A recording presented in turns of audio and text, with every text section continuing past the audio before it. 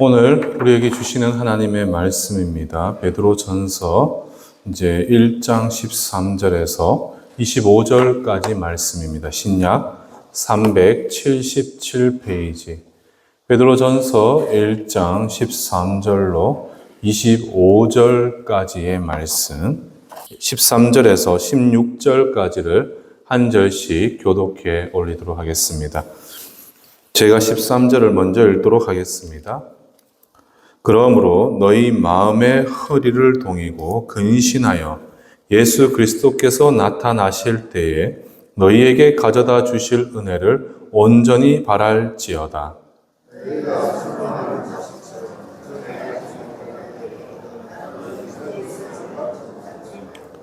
오직 너희를 부르신 거룩한 이처럼 너희도 모든 행실에 거룩한 자가 되라.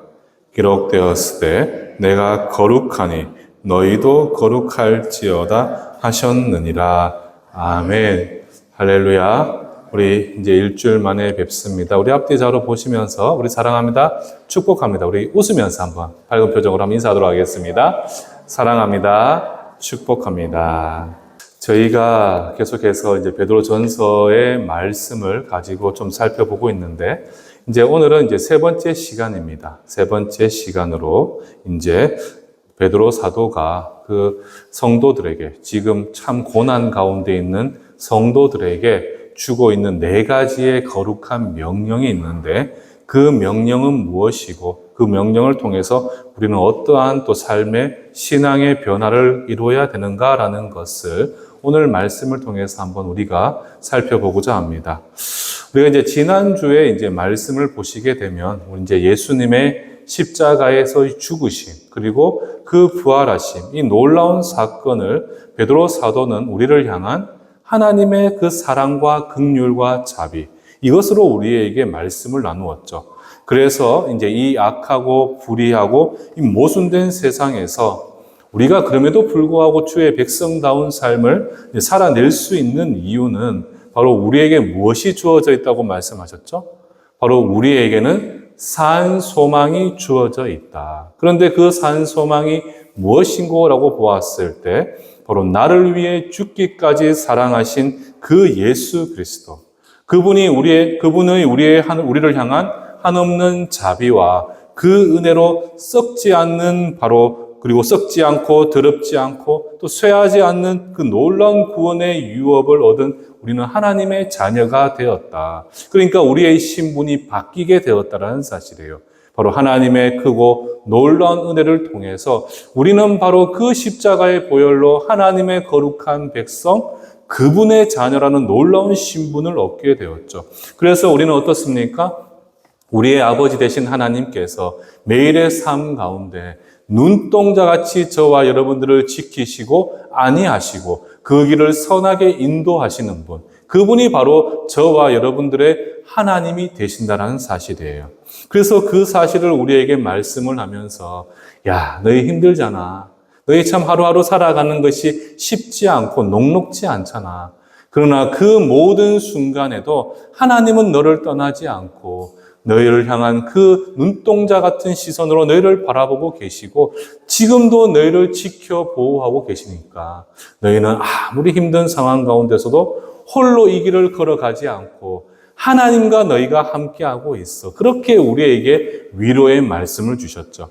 자, 그리고는 이제 오늘 아까 제가 말씀드린 바와 같이 네 가지의 명령으로 25절까지 말씀을 주고 있는데, 첫 번째 그 말씀을 통해서 우리에게 주신 메시지는 바로 무엇인고라고 보면, 첫 번째 명령은 바로 무엇이냐? 13절로 우리에게 이렇게 말씀을 하고 있습니다. 그러므로 너희 마음의 허리를 동이고 근신해라. 너희의 마음의 허리를 동이고 근신해라. 그러니까 여러분들, 우리 성도는 매일의 삶 가운데 어떠한 삶을 살아야 된다는 겁니까? 너희의 마음의 허리를 항상 동이면서 우리는 근신하는 삶을 살아가야 된다. 그러니까 여러분들, 그렇게 마음의 허리를 동이고 근신해야 되는데 왜 그래야 되는가라고 보았을 때 13절을 보시면 뭐라고 말씀을 하고 있습니까? 예수 그리스도께서 나타나실 때에 너희에게 가져다 주실 은혜를 온전히 바래라. 그러니까 예수 그리스도께서 나타나실 때에 너희에게 가져다 주실 그 은혜를 온전히 바래라. 이렇게 지금 우리에게 그 이유에 대해서 말씀을 합니다. 그러니까 한번 보십시오. 예수님께서는 이 땅에 다시 오시게 됩니다. 바로 재림 예수를 이야기하게 되죠. 그런데 그분이 가져다 주실 은혜라는 것은 결국 무엇을 의미하겠습니까? 바로 구원의 완성, 우리가 영화롭게 되는 것을 의미합니다. 그러니까 우리가 이 땅을 살아가면서 평생에 소망하면서 꿈꾸면서 정말 온전히 바라봐야 되는 그 유일한 은혜, 바로 그 구원의 완성, 그것이 바로 우리에게 주어지게 될 것인데 그러한 은혜를 소망하면서 우리는 어떠한 자세로 살아가야 된다는 거죠? 바로 우리의 마음의 허리를 동이고 근신하는 삶을 살아가야 된다. 이렇게 지금 베드로 사도가 우리에게 말씀을 합니다. 그러니까 구원의 은혜를 소망하면서 정말 우리는 삶의 변화, 행동의 변화를 가져야 됩니다. 제가 앞에서 말씀을 드렸잖아요. 우리의 신분은 뭡니까, 여러분들? 우리는 저 세상과는 구별된 하나님의 거룩한 자녀라는 우리만이 가진 놀라운 권세와 우리의 신분이 있습니다. 그런데 그 신분에 걸맞게 우리는 어떠한 모습으로 나아가야 되느냐? 삶의 변화, 행동의 변화를 이루어야 된다는 거예요. 그런데 여러분들 한번 생각을 해보십시오. 내가 어떤 행동을 하기에 앞서서, 내가 어떤 변화를 이루기에 앞서서 우리에게 먼저 요구되는 것은 바로 무엇입니까? 바로 우리의 마음의 결단과 각오가 있어야 되는 거죠. 결단과 각오. 그러니까 지금 마음의 허리를 동이고 근신하라는 것은 다른 게 아니에요. 우리가 행동하기에 앞서서 우리의 심령, 우리의 마음이 그 행동을 이끌어낼 수 있도록 결연한 의지와 각오를 가질 것을 지금 우리에게 말씀을 하고 있는 거예요. 그러니까 그 행동들을 이끌어낼 수 있는 그러한 삶의 변화를 이끌어낼 수 있도록 항상 우리 마음에는 어떤 변화가 있어야 된다는 겁니까? 하나님만을 바라보면서 바로 우리에게는 결연한 그 의지와 각오의 모습을 우리가 갖출 수가 있어야 되는 거예요. 여러분들, 우리가 주님의 백성으로서의 신분과 정체성이 바뀌었잖아요. 그러니까 영혼이 새롭게 변화되었기 때문에 우리는 누구의 소유가 되었습니까? 우리는 세상의 소유가 아니라 바로 하나님의 거룩한 소유가 되었습니다. 그렇지 않습니까, 여러분들? 우리는 세상의 것이 아닙니다. 세상에 소유된 백성이 아니라 우리는 하나님의 거룩한 백성으로서 새로운 신분을 갖게 되었어요. 그러니까 성도는 어떻게 되겠습니까? 우리는 주님의 뜻에 맞추어 우리의 모든 것이 변화되어져야 된다는 거예요. 그렇지 않습니까, 여러분들? 이전의 것은 죽고 옛사람은 죽고 우리는 새로운 사람으로 거듭난 존재이기 때문에 우리의 삶의 모습과 그 모든 모양에도 변화를 이루어져야 된다는 거죠. 이를 위해서 어떻게 해야 된다는 거죠? 먼저 우리가 우리의 마음과 우리의 뜻이 주님의 그러한 뜻에 합한 행동으로 나아갈 수 있도록 정말 결연한 의지와 각오로서 정말 삶의 변화를 이끌어낼 수가 있어야 한다는 거예요. 여기서 여러분들 특별히 근신해라. 이것은 헬라어로 네폰네스라고 합니다. 네폰네스. 그런데 그 의미가 바로 무엇인가 하면 술 취하지 않는 상태. 술 취하지 않는 상태. 그러니까 바로 바른 판단을 할 수 있는 상태가 바로 근신해라는 거예요. 그런데 왜 베드로 사도가 오늘 4가지의 명령을 이야기한다 그랬잖아요. 그래서 하나님의 백성으로 변화된 삶을 살아내야 되는데 그 4가지 명령 중에서도 첫 번째 왜 우리에게 마음의 결단을 이야기하고 있겠습니까? 지금 근신해라라는 것을 술 취하지 않는 상태라고 이야기했는데 여러분 한번 생각을 해보십시오. 우리가 만약에 술을 안 먹겠지만 술을 마시게 되면 어떻게 되겠습니까?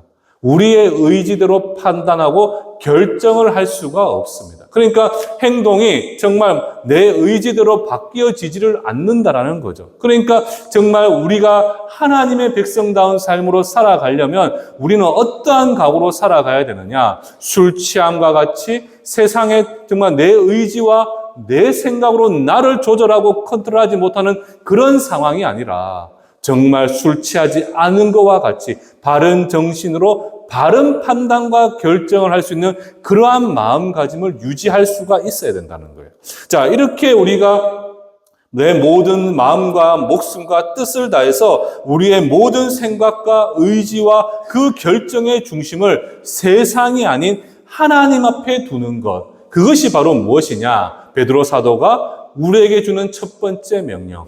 너는 마음의 허리를 동이고 근신하는 사람이 되어져야 된다. 자, 그런데 이렇게 우리가 마음의 결심을 가지고 우리가 마음의 결단을 가졌습니다. 자, 그러면 이제 그 결단에 걸맞게 우리가 행동과 삶의 변화를 가져와야 되겠죠. 지금 두 번째 명령으로 베드로 사도는 그러한 마음의 결단 이후 너희가 첫 번째 변화되어야 되는 그 모습으로 무엇을 이야기하고 있습니까? 15절 말씀. 우리 다 함께 한번 15절 말씀을 함께 한번 읽어보도록 하겠습니다. 시작.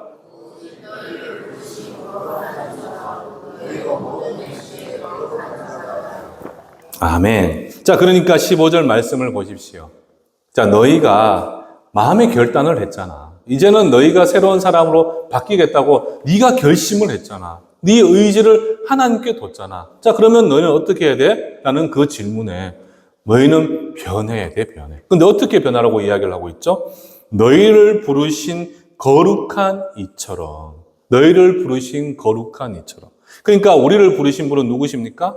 하나님이시잖아요. 근데 그 하나님은 어떤 분이십니까? 레위기 19장 2절 말씀에 내가 거룩하니 너희도 거룩하다. 그러니까 하나님은 어떤 분이신가라고 보았을 때 그분은 거룩하신 분입니다. 그분은 거룩하신 분이에요. 근데 여러분들, 우리는 하나님의 자녀된 신분을 가지고 있잖아요. 그러면 우리는 어떻게 해야 되겠죠? 마땅히 우리의 아버지를 닮는 게 어떻게 보면 부모와 자식의 모습이잖아요. 그렇지 않습니까? 제가 이제 저는 그렇게 생각을 안 하는데, 제가 이제 제 아들 첫째랑 같이 밖을 다니잖아요. 밖에 다니면 모든 사람이 우리 아들을 보면서 누구를 보느냐? 저를 쳐다봐요. 저를 쳐다봐. 그러니까 저는 아니라고 생각을 했는데 우리 첫째랑 제가 그렇게 똑같이 닮았대요. 똑같이. 그런데 지금 보게 되면 행동하는 것도 막 닮아가요. 닮아가. 이게 무슨 뜻이겠습니까? DNA가 같은 핏줄이 흐르잖아요. 그러니까 그 자식은 결국 아버지를 닮아갈 수밖에 없다라는 거예요. 아버지를 닮아갈 수밖에 없는 거예요. 그런데 지금 베드로 사도가 이야기를 하잖아요. 지금 뭐라고 이야기합니까? 너를 부르신 너의 아버지가 누군지를 기억하라는 겁니다. 우리를 자녀 삼아주시고 우리를 택한 백성 삼아주신 나를 부르신 그 하나님, 그 하나님께서 거룩하시니까 우리도 어떻게 해야 된다는 거죠? 나의 모든 행실에서 거룩한 자가 되어야 된다. 이렇게 지금 우리에게 말씀을 하고 있는 거죠. 그러니까 우리가 변화된 신분에 걸맞게 우리의 모든 마음을 주님께 집중을 하고 가장 먼저 우리의 삶에 어떤 변화를 가져와야 되는가라고 보았을 때 첫 번째 변화가 바로 무엇이냐?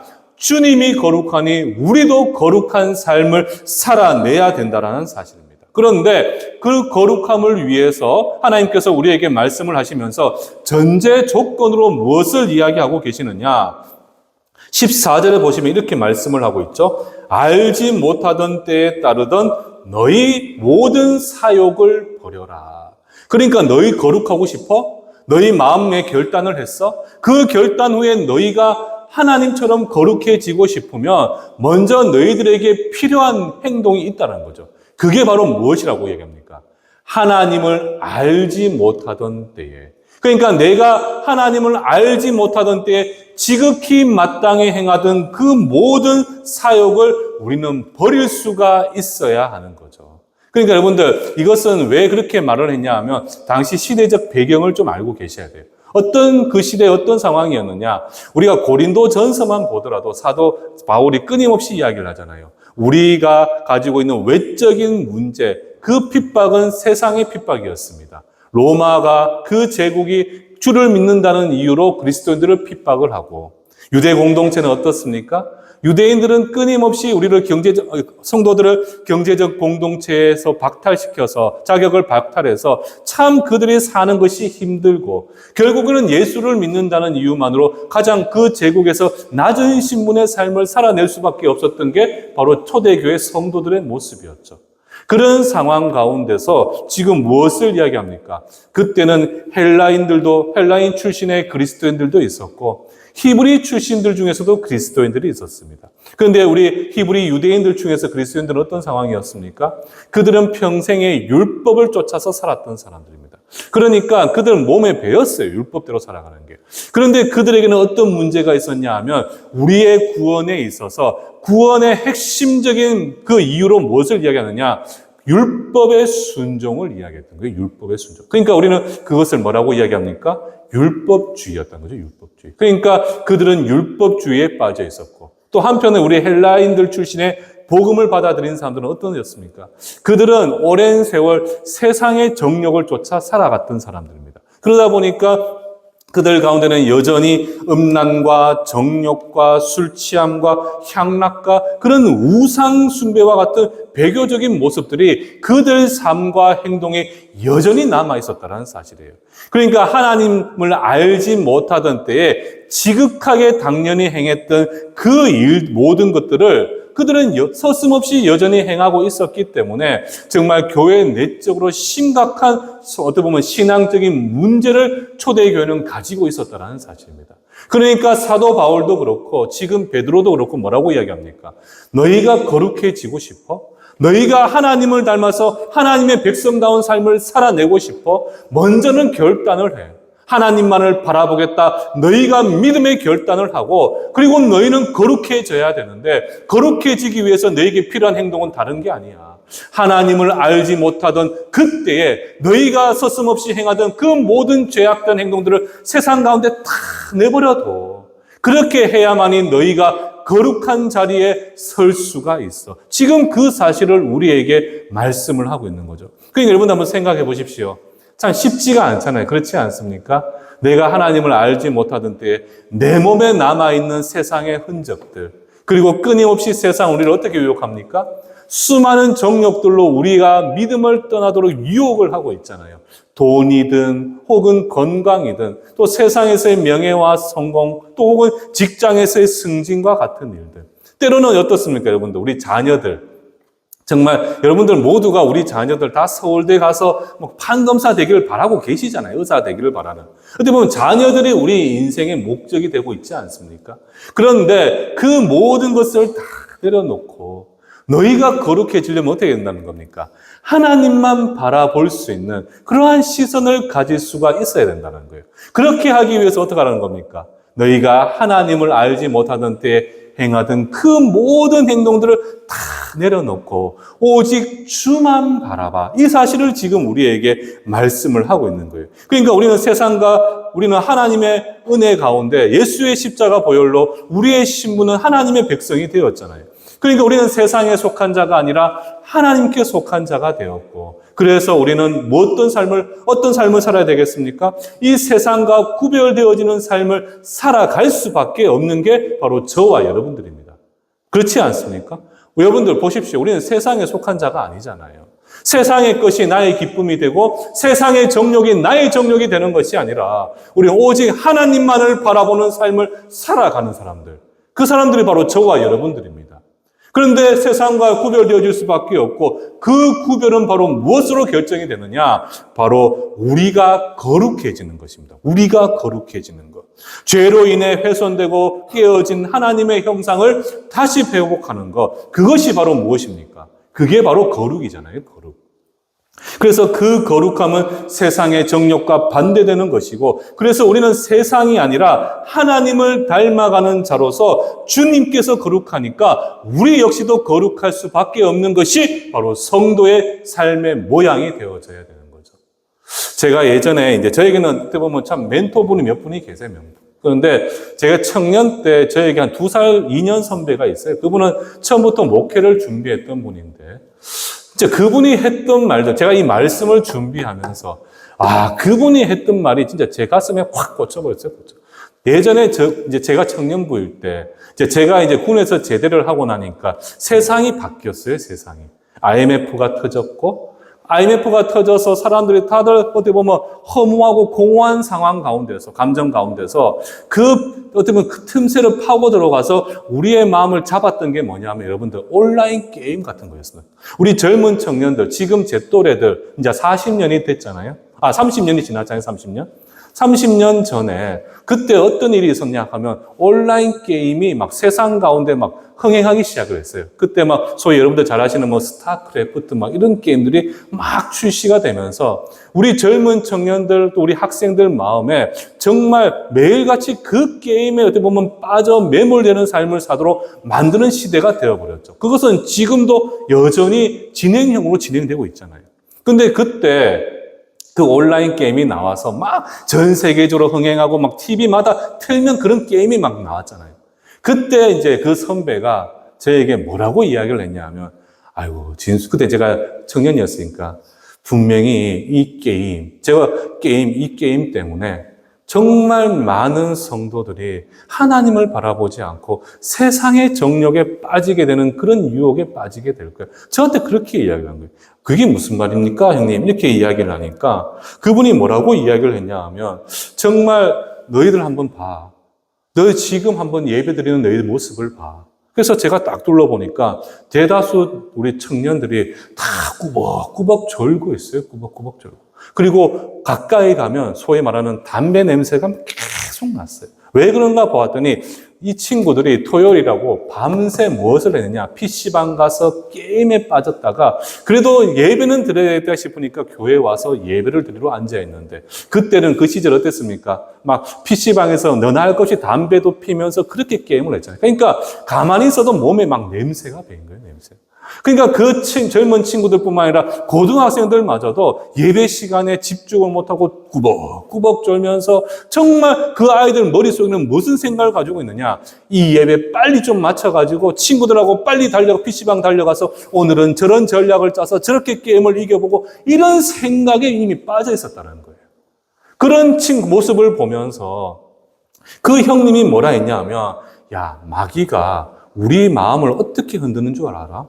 정말 거룩함에서 멀어지게 만드는 사단의 대표적인 무기가 바로 이 게임이라는 거예요. 게임. 이 게임 이렇게 끝나지 않을 거야. 이제 계속해서 우리 세상을 바꾸게 되고 정말 하나님의 백성들이 정말 하나님 앞에 집중하고 예배에 집중하지 못하도록 만드는 대표적인 사단의 무기가 될 거야.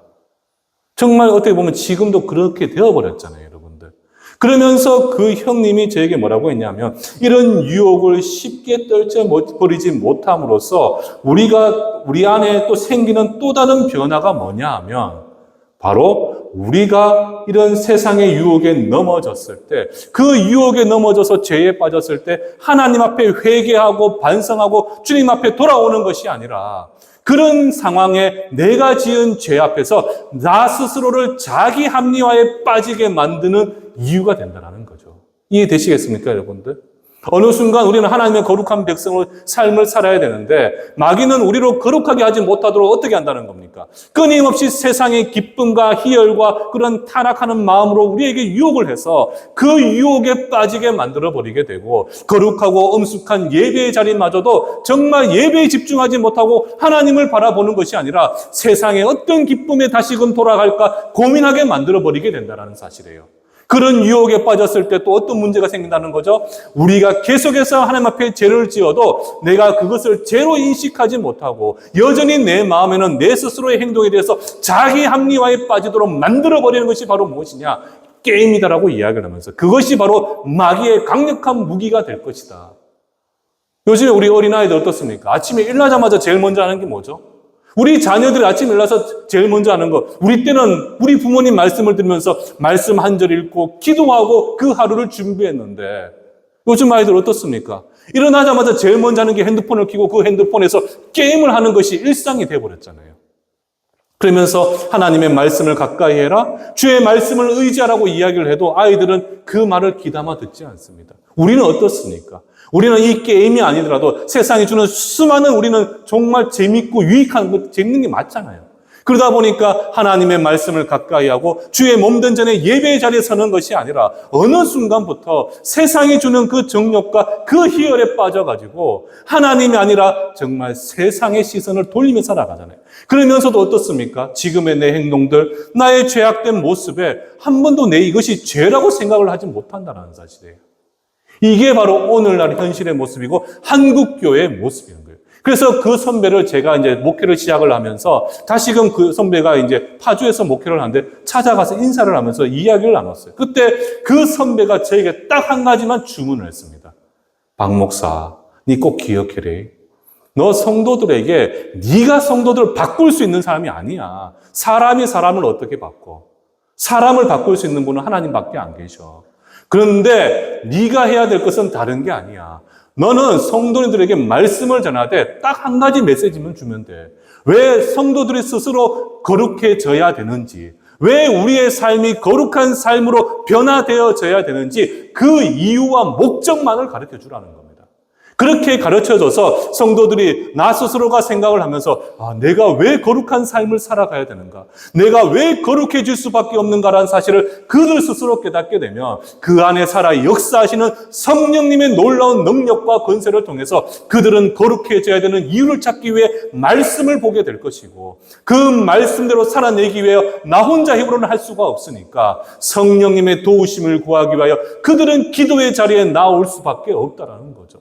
그러니까 네가 사람을 바꾸려고 하지 말고 하나님이 그들을 바꾸실 수 있도록 그들이 하나님 앞에 나아갈 수 있는 그 자리까지 만들어주는 거, 그게 목회자의 사명이고, 그래서 성도들 스스로가 왜 거룩해져야 되는지, 왜 우리가 거룩해질 수밖에 없는지를 가르쳐주는 거, 그것이 중요하다고 이야기한 거예요. 저는 이 말씀을 준비하면서 그 선배의 말이 기억이 났어요. 그렇지 않습니까, 여러분들? 우리는 하나님의 백성이라고 이야기를 하고 나는 예수의 십자가 보혈로 구원받은 자녀라고 이야기를 하지만 어느 순간부터 우리는 하나님의 백성다운 삶이 아니라 내 시선은 여전히 세상을 바라보고 있다는 거죠. 세상이 주는 유익, 기쁨, 그 환희와 희열에 빠져가지고 하나님은 늘 나를 하여금 하지 마라 명령만 하고 계시는 분, 금하기만 하시는 분, 나에게 복 하나 주시지 않는데 세상은 보니까 잠시라도 나에게 기쁨과 만족을 준다는 거죠. 그러니까 사람들은 끊임없이 세상을 볼 수밖에 없게 되고, 그러다 보니까 하나님을 알지 못하던 때에 내가 지극히 당연하게 했던 그 행동들을 지금도 여전히 하나님을 믿는다고 하면서도 그 일들을 내가 행하고 있다는 사실입니다. 지금 베드로는 우리에게 뭐라고 이야기합니까? 너 하나님의 백성으로서 마땅한 삶의 변화를 이루어야 되는데 그 시작은 네가 결단하고 그 의지를 가지고 하나님처럼 너도 거룩해질 수 있도록 끊임없이 노력을 해. 그렇게 하는 것이 뭐라는 겁니까? 우리의 정체성을 지키는 길이라는 거죠. 그래서 감리교로의 시작을 알렸던 요한 웨슬레, 이름 다 알고 계실 거예요. 이 요한 웨슬레가 이 거룩에 관해서 뭐라고 이야기를 했느냐? 거룩함은 단순히 죄가 없는 상태가 아니라 하나님의 사랑이 우리 마음속에 가득 차서 그 사랑이 나의 생각과 나의 말과 행동을 지배하는 상태. 그것이 바로 뭐냐? 거룩이 된다. 이렇게 지금 말씀을 하고 있는 거예요. 그러니까 여러분들 성경에서 뭐라 해라, 뭐라 하지 마라. 이것은 문법적으로 볼 때 때로는 강한 명령령처럼 쓰여질 때가 있습니다. 그런데 그 명령, 거룩한 계명을 주의 백성이 마땅히 지켜야 됨에도 불구하고 지키지 않는다는 것은 결국 뭐겠습니까? 불순종이고 그것은 죄가 되고 심판의 이유가 된다는 사실이에요. 따라서 왜 하나님께서 마음의 각오를 다지게 하시고 그 첫 번째 변화의 모습으로 우리로 거룩하라고 말씀을 하셨느냐? 우리가 세상과 구별되지 않으면 여러분들, 우리는 여전히 마음이 완악하고 오만하고 교만해질 수밖에 없습니다. 교만의 대표적인 모양이 뭡니까, 여러분들? 교만의 대표적인 모양이 뭐죠? 내 소견에 옳은 대로 행하고자 하는 그런 마음의 변화잖아요. 하나님의 거룩한 법이 있음에도 불구하고 그 법을 쫓아 살아가는 것이 아니라 내 소견에 내 뜻에 좋은 대로 살아가는 것, 그것이 바로 교만의 대표적인 모양입니다. 우리가 거룩해지려고 노력하지 않고 거룩해지지 않으면 우리는 그 교만으로 말미암아 끊임없이 하나님의 뜻이 아닌 내 뜻을 쫓아 살아갈 수밖에 없게 된다는 것이고, 내 뜻은 항상 어디를 바라보고 있습니까? 나에게 주는 기쁨과 유익과 그 만족을 바라보기 때문에 우리는 끊임없이 세상에 우리의 시선을 돌릴 수밖에 없게 되는 거죠. 저는 여러분들이 오늘 이 말씀을 통해서 좀 가슴에 좀 새기면서 결단을 좀 하셨으면 좋겠어요. 저는 우리 성도님들, 물론 세상이 참 얼마나 좋습니까? 돈도 좋고, 저도 돈 정말 좋아해요. 여러분들 건강, 요즘에 때로는 아플 때가 있으니까 건강이 너무나 신경 쓰여요. 내 자녀, 제가 40이 넘어서 우리 애들을 봤잖아요. 그러니까 얼마나 귀하겠습니까? 난 우리 자녀들 진짜 서울대 가라고 진짜 기도하고 있어요, 정말. 저 정말 그렇게 살고 있어요. 저도 세상에서의 성공을 바라는 사람입니다. 그러나 그 세상의 성공이 내 인생의 주된 목적이 되어서는 안 된다는 거죠. 우리는 하나님의 백성이기 때문에 백성은 분명히 변화된 삶을 주어지게 되는데 그 변화의 핵심은 바로 무엇이 된다는 겁니까? 세상과 구별된 하나님의 형상을 회복하는 거룩함이 되어져야 되고 그 거룩함은 다시 한번 말씀을 드립니다. 내가 하나님을 알지 못하던 때 지극히 마땅히 행하던 모든 것을 다 버리고 하나님이 바라시는 삶으로 나를 던지는 인생, 그게 바로 무엇이냐? 거룩이 되어져야 된다는 것이죠. 그게 바로 우리가 살아가야 되는 삶의 목적이 되어져야 되는 겁니다. 그래서 저는 우리 성도님들 좀 그렇게 살아가셨으면 좋겠어요. 그 거룩한 삶이 우리에게 중요한데 참 안 되지 않습니까? 그래서 16절로 보시게 되면 다시금 베드로 사도가 못을 박듯이 다시 한번 이야기하잖아요. 기록되었을 때 내가 거룩하니까 너희도 거룩하라 하셨느니라. 자, 그리고 세 번째 베드로 사도가 우리에게 주는 명령은 무엇인가 보면 17절, 우리 다 함께 17절 말씀도 우리 함께 한번 읽어보도록 하겠습니다. 시작.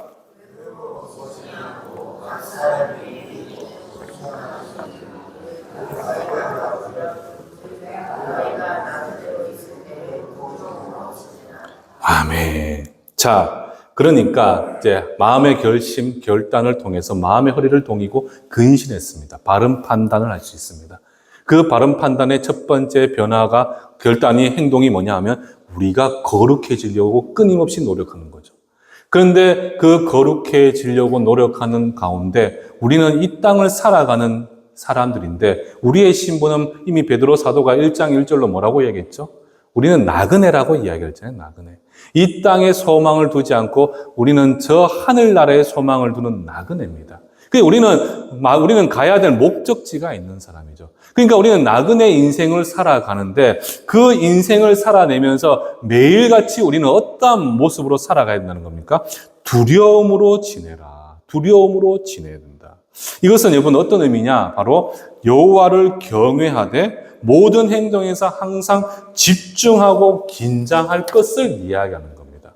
그러니까 하나님의 백성이 정말 두려움으로 하나님의 백성다운 삶을 살아내려고 끊임없이 스스로를 채찍질하고 긴장한 상태에서 우리가 항상 집중하는 삶을 살아가야 된다는 거죠. 그런데 그렇게 해야 되는 이유로 무엇을 이야기하고 있습니까? 18절과 19절을 보시게 되면 우리의 죄가 대속함을 받은 것은 우리의 공로가 아니라 무엇이라고 이야기합니까? 어린 양이신 예수 그리스도의 보혈로 주어진 것이다. 그러니까 우리가 구원받은 이유는 거저 받은 구원의 은혜이기 때문에 항상 그 은혜를 기억하면서 어떻게 해야 된다는 거죠? 그 은혜를 주신 하나님 앞에서 그를 경외하고 거룩하고 엄숙한 삶을 살아가야 한다는 사실입니다. 여러분들, 우리가 경외 이야기하니까 그건 두려움이라는 의미잖아요. 그러니까 어느 순간부터 이 경외는 하나님의 무서운 벌을 피하기 위한 공포의 수단으로 생각하는데 그렇지 않다는 거죠. 내 모든 생각과 나의 모든 행동이 지금 하나님 앞에 있음을 나타내 보이는 내 믿음의 고백이 바로 무엇이 되겠습니까? 경외하심이 됩니다. 주를 향한 경외가 되는 거죠.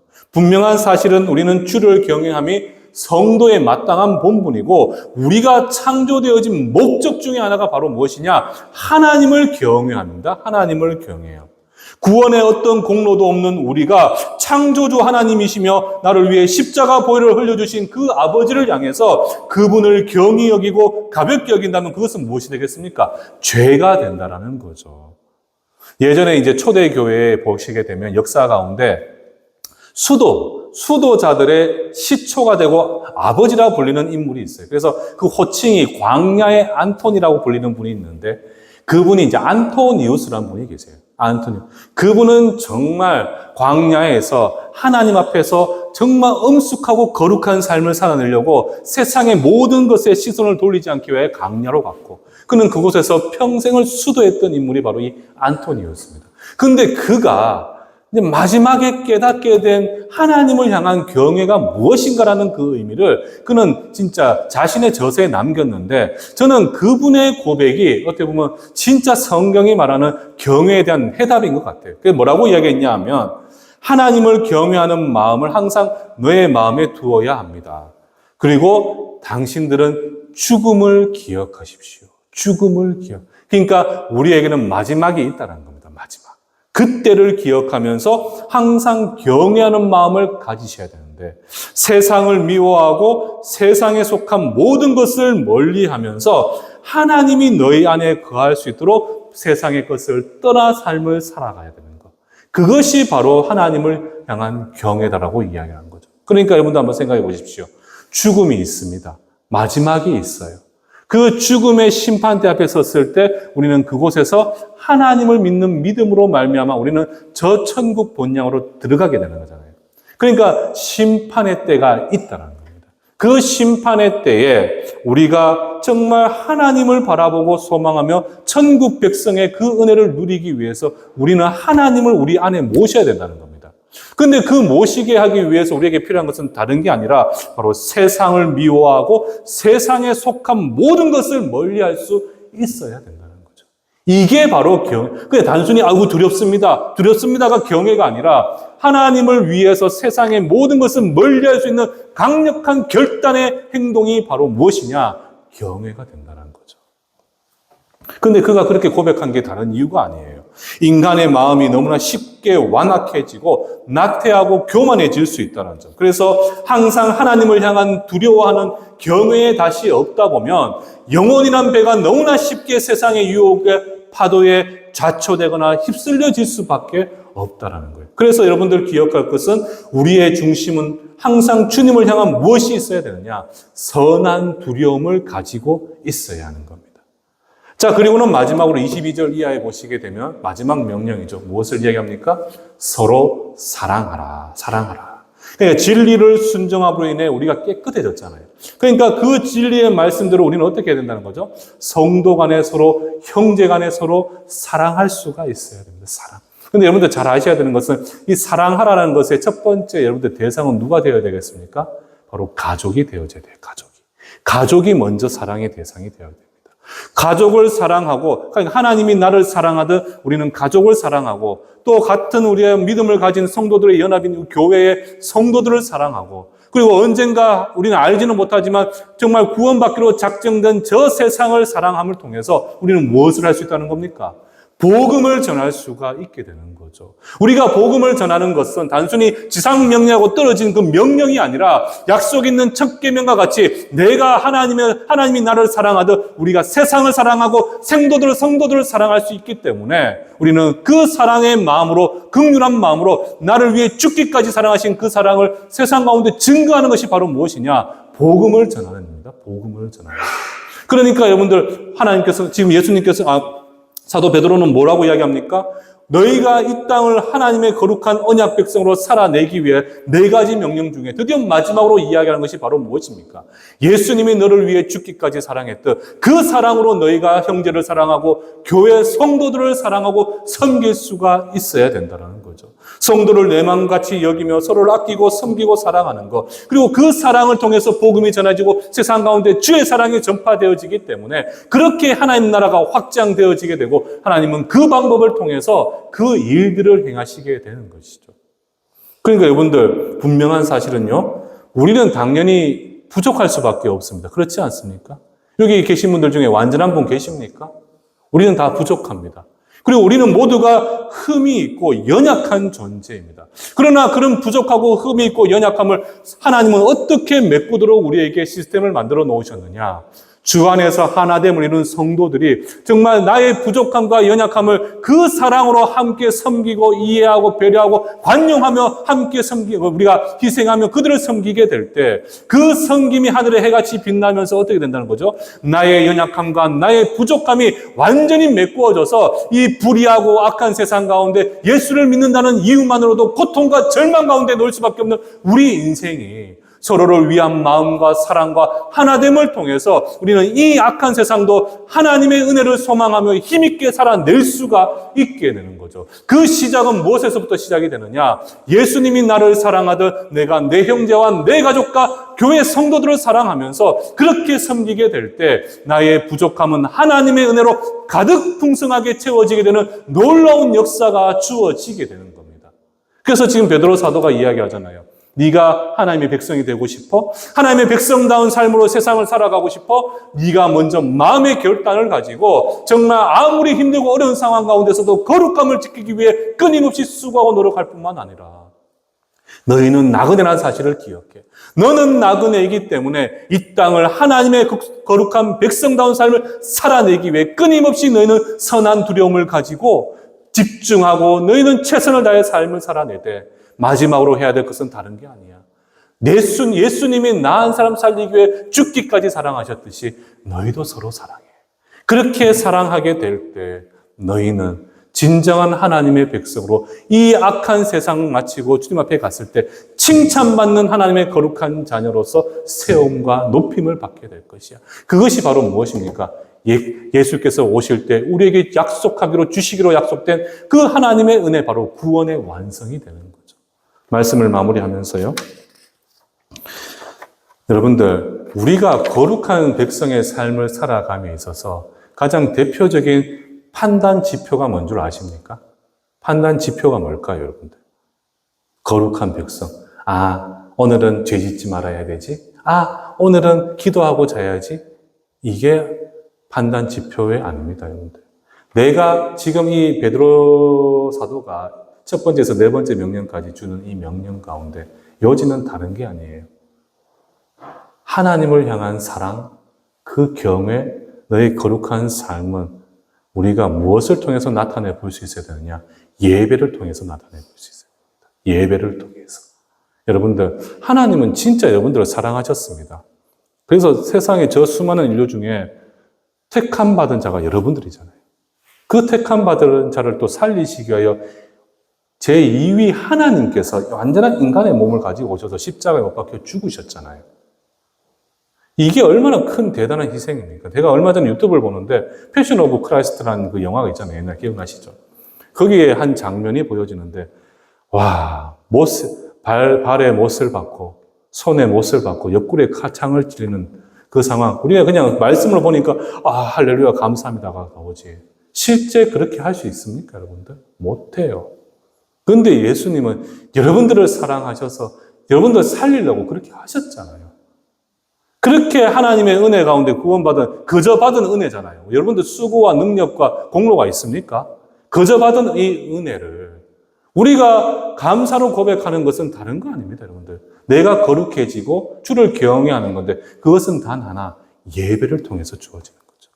정말 이 예배를 엄숙하고 거룩하게 마음을 다해 드리고, 그리고 내 매일의 삶이 예배와 같은 삶을 살아내는 것. 예배의 핵심이 뭡니까, 여러분들? 말씀과 기도잖아요.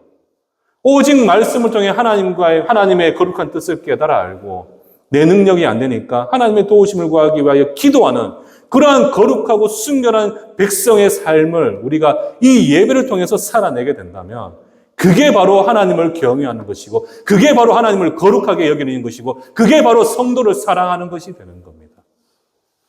저는 우리 성도님들께서 오늘 이 말씀을 기억하시면서 꼭 기억하셨으면 좋겠어요. 하나님, 정말 우리 성도님들 정말 하나님이 여러분들을 얼마나 사랑하는지를 기억하신다면 정말 거룩한 삶, 이전에 하나님을 알지 못하던 때에 지극히 당연히 행했던 모든 것 다 내려놓으시고 내 시선을 주님께만 딱 꽂아서 하나님만 바라보시면서 하나님의 뜻이 내 안에 이루어질 수 있도록 내 생각과 내 소견에 옳은 대로 살아가는 것이 아니라 하나님 말씀대로 살아감을 통해서 주님을 영화롭게 하고 영광 돌리고 그러한 삶을 통해 세상이 나를 보았을 때 하나님을 볼 수 있는 삶을 만드는 것. 그게 바로 여러분들의 삶, 성도의 하루하루의 삶의 모양이 되어져야 됩니다. 그런 하나님의 은혜를 소망하시면서 매일의 삶이 예배와 같은 삶을 살아내실 수 있는 겨우 복된 우리 충성교회 성도님들 되시기를 주님의 이름으로 축원합니다.